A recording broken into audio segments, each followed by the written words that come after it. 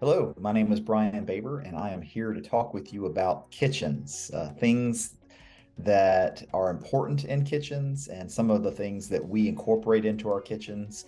I've been building homes now for 20 years, and maybe 10 years ago or so, I wrote a book called In Home, Creating Your Dream Home Room by Room. And it was maybe a year ago, I looked back at that book and I said, man, we really need to update some things because pictures, had changed, the taste had changed, and things had evolved. One of the things I'll mention is that kitchens have gotten so much larger and they're really the heart of the home. And a lot of times we'll line up our kitchen with the way the great room and the morning room will lay out. In fact, morning rooms have become much larger, and we've changed that name to casual dining and gotten rid of the regular dining room. So the casual dining is actually an extension of the kitchen. So things to think about when designing your kitchen. Usually bigger is better. It's more cabinets. Nobody ever said they had too much cabinet space. And put it in the center and the heart of the home allows you to be able to see kind of what's going on all around you. You'll be able to see the television in the great room and be able to converse with people sitting at the table. So just generally larger is we've seen a significant increase in the size of kitchens.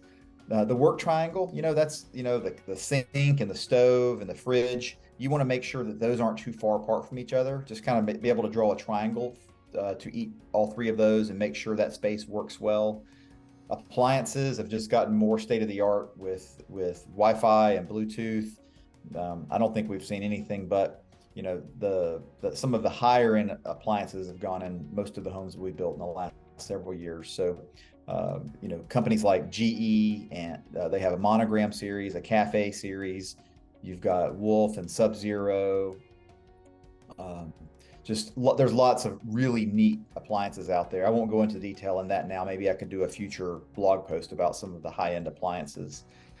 Um, Islands have gotten much larger. I'll say that. Just generally, before you might have an island that would seat two or three people. Now you're seeing an island that might seat four, five, or even six people. Just these huge spaces. And one of the things that's happened is we've transitioned from granite to a quartz. And quartz, you're able to line up the seams much better. You don't see the lining and veining that you did in granite. So islands are able to get larger, even though the stone size might not be any larger. They're able to marry those up next to each other, and you're not able really to see the seams. So I think that's probably one of the reasons islands have gotten larger, and that quartz has become much more popular there too.